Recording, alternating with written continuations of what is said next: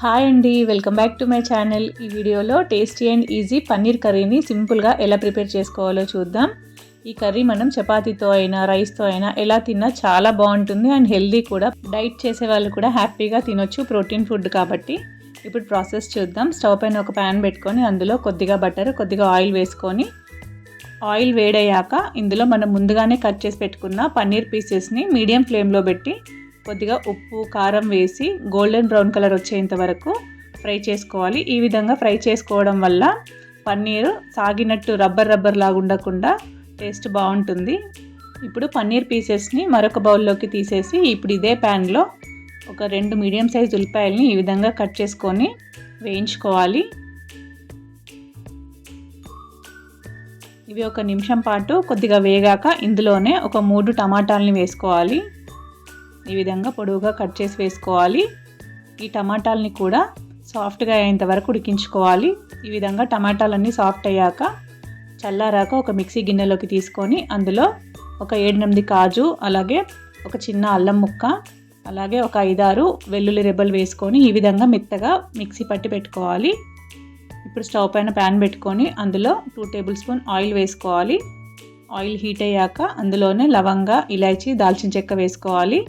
ఇప్పుడు ఇందులో 1 tea spoon జీలకర్ర వేసుకొని ఇవన్నీ కొద్దిగా ఫ్రై అయ్యాక ఇందులో మనం ముందుగానే మిక్సీ పట్టి పెట్టుకున్న ఈ పేస్ట్ని వేసుకోవాలి. ఈ పేస్ట్ వేసుకున్నాక ఆయిల్లో చక్కగా ఉడకనివ్వాలి, పచ్చివాసన పోయేంత వరకు. ఇది ఒక 2-3 నిమిషాల పాటు ఈ విధంగా ఉడికిన తర్వాత ఇందులో 1 టీ స్పూన్ పసుపు, రుచికి సరిపడా ఉప్పు, రుచికి సరిపడా కారము, అలాగే 1 టీ స్పూన్ ధనియాల పొడి, అలాగే ఒక హాఫ్ టీ స్పూన్ జీలకర్ర పొడి వేసుకోవాలి. వీటన్నింటిని వేసుకొని చక్కగా ఆయిల్ పైకి వచ్చేంత వరకు ఈ విధంగా ఫ్రై చేసుకోవాలి. ఇది ఎంత బాగా ఫ్రై అయితే మన కర్రీకి అంత టేస్ట్ బాగుంటుంది. ఇప్పుడు ఈ విధంగా ఫ్రై అయ్యాక ఇందులో మన గ్రేవీకి సరిపడా వాటర్ పోసుకోవాలి.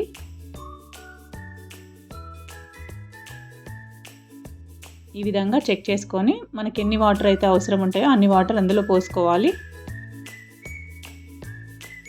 ఈ విధంగా వాటర్ పోసుకున్నాక మీడియం ఫ్లేమ్లో పెట్టి ఒక 2-3 నిమిషాలు ఈ విధంగా బుడగలు వచ్చేంత వరకు ఉడకనివ్వాలి. ఇప్పుడు ఇందులో మనం ముందుగానే ఫ్రై చేసి పెట్టుకున్న పన్నీర్ పీసెస్ని వేసుకోవాలి. ఈ విధంగా పన్నీర్ పీసెస్ని వేసుకొని ఒకసారి కలిపి మూత పెట్టి సిమ్లో పెట్టి 5-6 నిమిషాల పాటు చక్కగా ఆయిల్ పైకి వచ్చేంత వరకు ఉడకనివ్వాలి కర్రీని. చూసారా, 5-6 నిమిషాల తర్వాత మూత తీసి చూస్తే చక్కగా ఆయిల్ పైకి వచ్చింది, చక్కగా కర్రీ కూడా రెడీ అయింది, గ్రేవీ కూడా చిక్కబడింది.